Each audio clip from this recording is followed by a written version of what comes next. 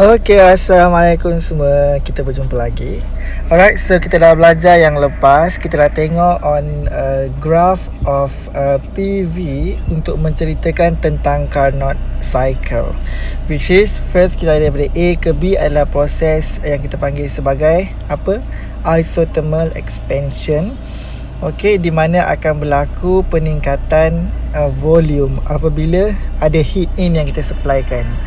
Alright, so kemudian ada proses adiabatic expansion BC. Okay, and then CD adalah isothermal compression pada temperature T2, dan kemudian kita ada balik D kepada A, iaitu adiabatics compression. Alright, so ini adalah proses yang akan berlaku secara berterusan dalam Carnot engine.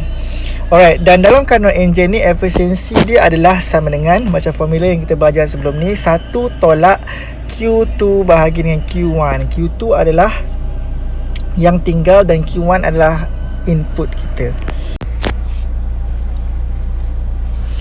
Alright, okay, daripada first law of thermodynamic pula, kita ada formula iaitu du sama dengan dq tolak p dv. Okay, dan dalam Carnot cycle kita, daripada A kepada B kepada C kepada D, kita tengok bahawa daripada temperature asal T1 berpusing balik hingga akhir kembali kepada temperature T1. So bila maksudnya kat sini, dalam satu pusingan temperature akan constant. So bila temperature constant, kita tahu bahawa sebelum kita dah tengok, bila temperature constant maka energy akan constant. So bila energy constant, internal energy du sama dengan kosong. So maka apabila du sama dengan kosong, dq akan sama dengan p dv. Alright, so daripada ideal gas law, PV equal to nRT. Alright, dan maka kalau kita jadikan P sebagai perkara rumus, P sama dengan nRT per V. So equation P sama dengan nRT per V ni kita masukkan ke dalam equation dq tolak sama dengan P dv. So dq sama dengan nRT per V dv. Alright. So now ni adalah persamaan yang mana untuk kita kaitkan antara dq dengan volume. Okey, dan daripada sini kita akan boleh kira nilai Q1 kita, iaitu heat antara proses A to B, dan juga nilai Q2 kita. Alright, so let's say kita nak cari Q1, kita integratekan dq sama dengan nRT daripada VA kepada VB nRT dV over V. Okay, sebab Q1 adalah proses from expansion volume A kepada volume B. Okay, dan untuk Q2 pula dia adalah proses daripada C kepada D. Okay, so dia adalah proses daripada volume C kepada volume D, iaitu integratekan daripada VC kepada VD nRT dV over V.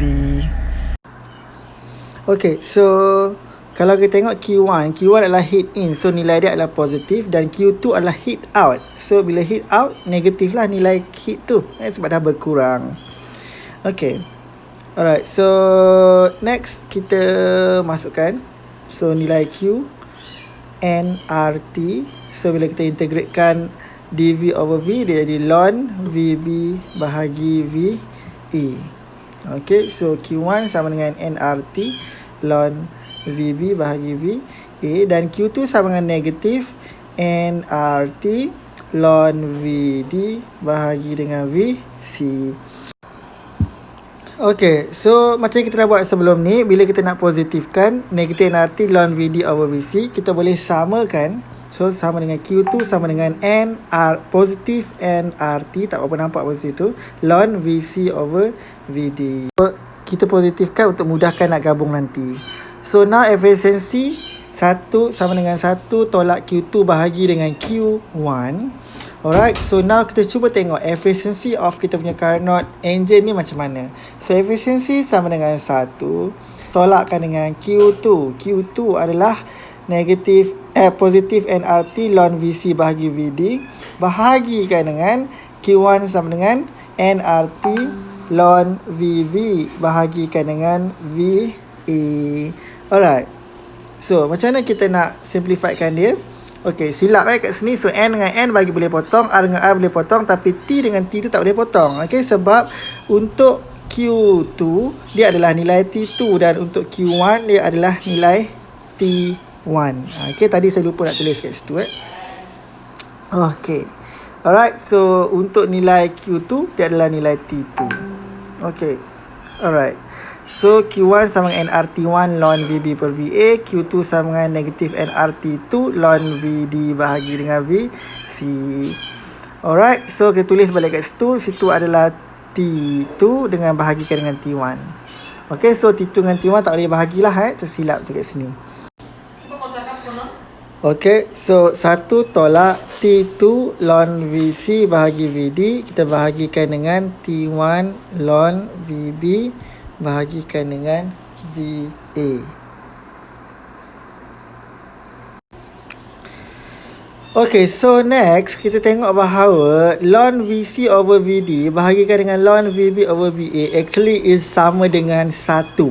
So jadi kat sini 1 tolak T2 bahagi dengan T1. Nanti next saya akan cerita kenapa ln VC over VD bahagi ln VB over VA sama dengan 1. Saya akan tunjukkan. Alright. So now, kenapa jadi macam tu? So now T2 over T1 sama dengan V1 over V2. Kuasa gamma tolak 1. Ingat lagi tak? Ini persamaan lah adiabatik tadi. So gamma sama dengan CP bahagi CV. Okey, dan gamma tolak 1 ni kita simbolkan ataupun kita wakilkan dengan alpha. Alright, so untuk mudahkan itu punya persamaan. So now persamaan kita jadi T2 darabkan dengan V2 kuasa alpha, darab silang sama dengan T1 V1 kuasa alpha. Alright, dan kita boleh tuliskan kat sini bahawa TV kuasa alpha adalah merupakan satu constant. Alright. So next, kalau kita tengok balik kepada gambar rajah kita punya Carnot engine tadi, okay.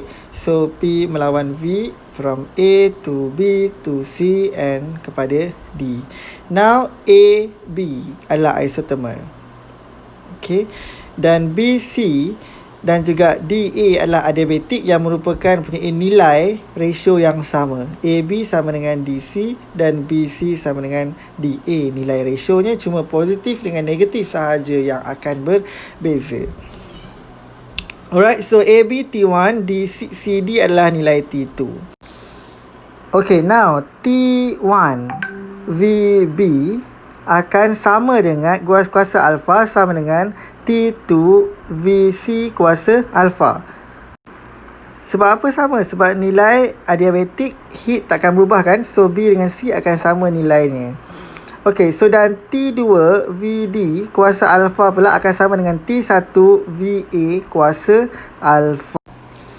Okay, next kita boleh buat ratio. So T1 VB kuasa alpha overkan dengan T1 VA kuasa alpha. Sebab dia sama kan, T1 so kita letak sebelah. Sama dengan T2 over VC kuasa alpha overkan dengan T2 over VD kuasa alpha. Alright, so T1 dengan T1 kita boleh bahagi dapat 1, T2 dengan T2 kita bahagi dapat 1. So yang tinggal adalah VB bahagikan dengan VA kuasa alpha. So kita boleh letak alpha kat luar sama dengan VC over VD kuasa alpha dekat luar. So kalau sama begini, so obviously VB over VA akan sama dengan VC over VD. Alright, so that's why kalau kita tengok balik dalam persamaan kita yang sebelum ni, VC over VA bahagi ln VB over VA. So kalau VC over VD sama dengan VB over VA, maknanya bila dibahagikan akan dapat nilai 1. So that's why persamaan kita jadi sama dengan 1 tolak T2 bahagi T1. Sebab hasil ln ni adalah sama dengan 1. Dan daripada sini kita dapat bahawa efisiensi sama dengan 1 tolak Q2 bahagi Q1 yang sebelum ni. Okey, dan based on apa yang kita buat tadi, juga kita dapat bahawa efisiensi sama dengan juga 1 tolak T2 bahagi T1. So daripada dua persamaan ini kita boleh simpulkan bahawa Q2 bahagikan dengan Q1 sama dengan T2 bahagikan dengan T1. Terbalik pula saya cakap ni. Okey.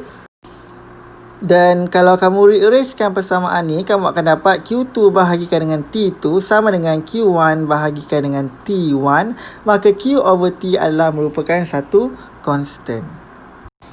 Okay, and then now constant Q bahagi T ni saya nak bagi dia nama. Q bahagi T iaitu constant ini kita namakan dia sebagai entropi. So entropi adalah Q over T. Alright, put that in your mind. Alright, entropi ataupun saya tuliskan sebagai S adalah Q bahagikan dengan T. Dan kalau saya nak cari perubahan entropi, saya akan tuliskan sebagai del S. Perubahan entropi sama dengan del Q atau perubahan Q bahagikan dengan T.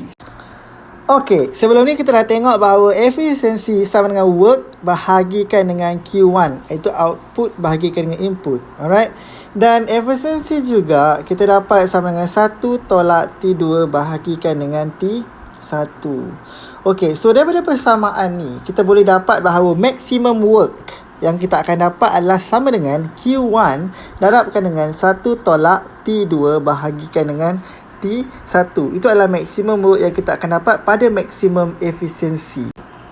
Okey, so efisiensi sama dengan 1 tolak T2 bahagi T1. Dan T2 bahagi T1 ni akan jadi satu fraction. So fraction ini maknanya kat sini 1 tolak fraction dia akan dapat satu nilai pecahan. Okey, so yang mana efisiensi tu tak mungkin akan dapat 100%. Okey. Walau bagaimanapun efisiensi tak mungkin maksimum. Kalau efisiensi bukan maksimum, maka work juga bukan maksimum. Jadi work kita boleh tuliskan less or equal to Q1 darabkan dengan 1 tolak T2 over T1. Itu adalah nilai work pada keadaan normal. Okey. Okey, dan kita dapat bahawa work tadi sama dengan Q1 over Q2 iaitu heat in tolakkan dengan heat out. Heat in tolak heat out, kita akan dapat nilai work yang akan terhasil.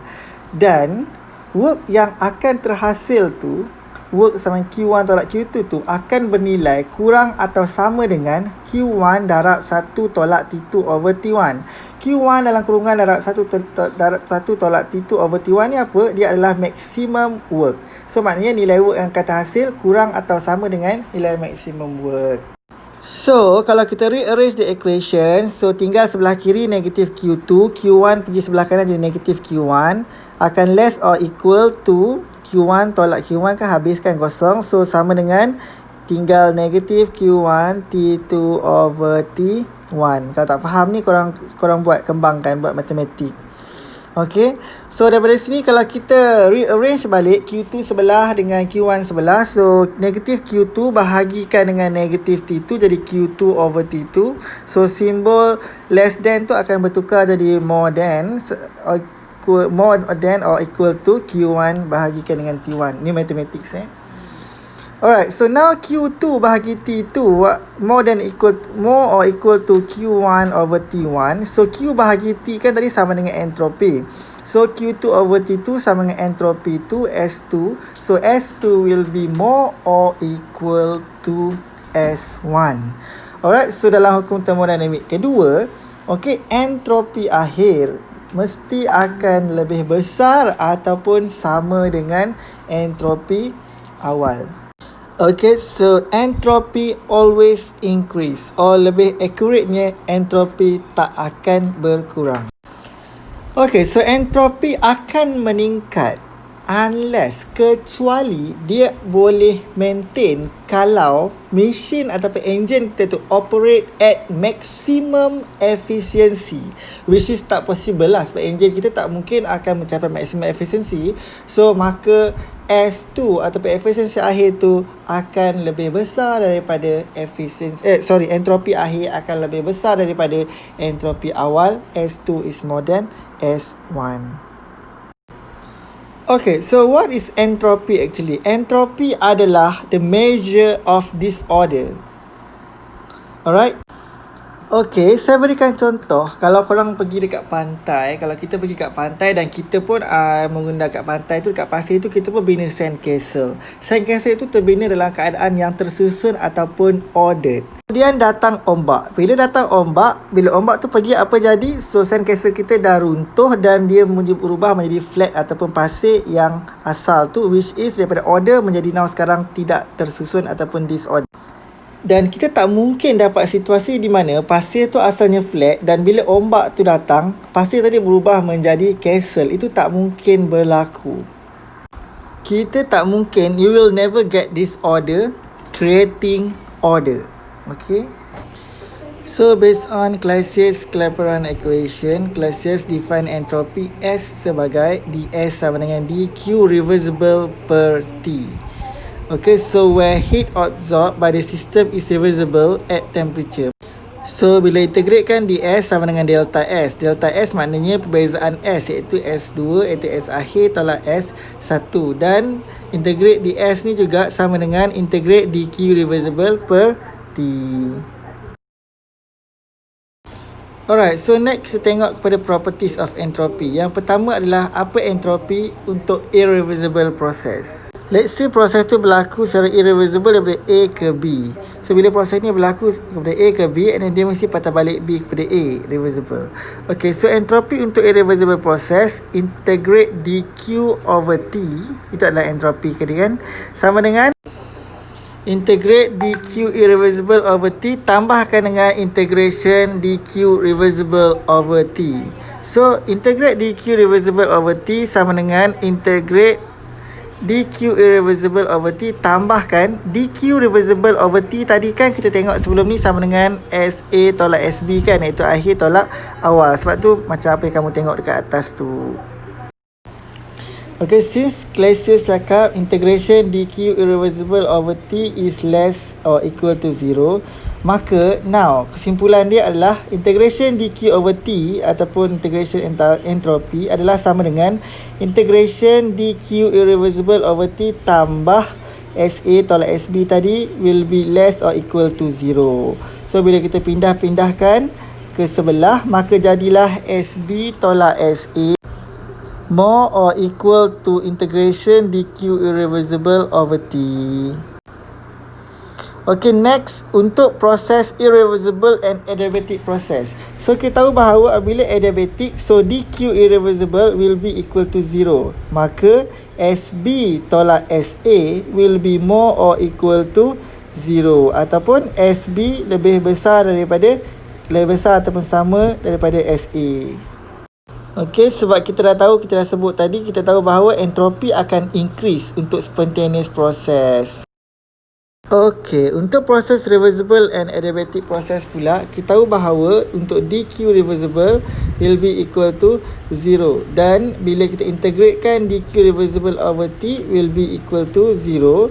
So integration dq reversible over T kita tahu tadi adalah sama dengan SB tolak SA kan. So maknanya kat situ SB tolak SA sama dengan kosong. So SB bila kita pindahkan ke sebelah SB akan sama dengan SA. Ini keadaan yang kita panggil sebagai asentrop, di mana entropi akhir akan sama dengan entropi awal. Okay, now kita tengok proses at constant T. Proses akan jadi occur at constant T, dan proses yang berlaku pada constant T ini selalunya kita assume sebagai reversible process. Antaranya adalah proses perubahan fasa ataupun phase change, yang mana kalau kita tengok perubahan daripada solid pergi liquid, di mana berlaku perubahan fasa itu temperature akan constant. For example, solid pergi liquid adalah proses melting, dan delta S melting sama dengan delta S sama dengan delta H melting bahagi dengan temperature of melting point.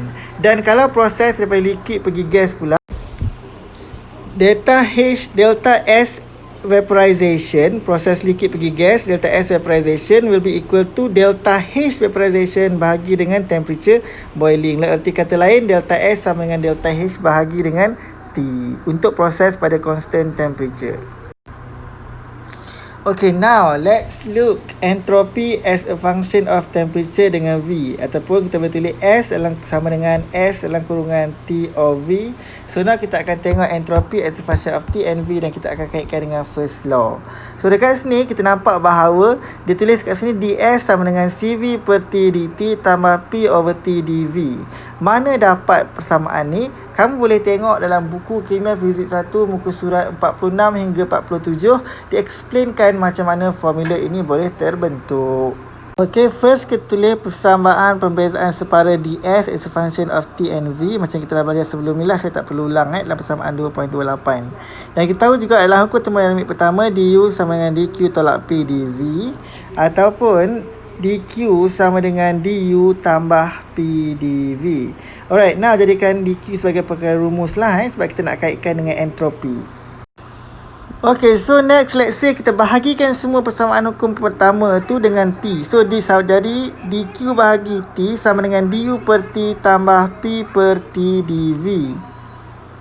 Okay, and then persamaan kita tadi, so now du sama dengan apa? Du sama dengan cv dt kan. So, kita gantikan du tu jadi sama dengan cv dt. So, persamaan kita jadi ds sama dengan cv dt per T tambahkan dengan p per T dv. Right, so ni adalah persamaan kita untuk ds. Now katakan kita nak gunakan gas unggul ataupun ideal gas. Kita ada persamaan PV equal to nRT dan P over T sama dengan nR per V. So kita masukkan P over T persamaan 2.31 tu ke dalam persamaan 2.30. Persamaan kita sekarang jadi ds sama dengan cv dt per T tambah nR dv per V. nR dv per V. Okay. Alright, so now bila kita integratekan ds dapat delta S, and then cv integrate dt over t dapat ln t2 per t1 tambah nr integrate dv per v dapat ln v2 per v1 dengan antaian cv adalah tetap pada suhu t1 dan juga t2. Jadi kita dah dapat persamaan ds untuk ideal gas. Okey, kalau untuk gas sahih pula ataupun real gas, gas sahih adalah gas yang tidak mematuhi persamaan PV equal to nRT. So, kita akan perlu menggunakan persamaan U, function of T and V. So, pembezaan separa dia macam yang kita tengok dalam persamaan 2.33 tu lah.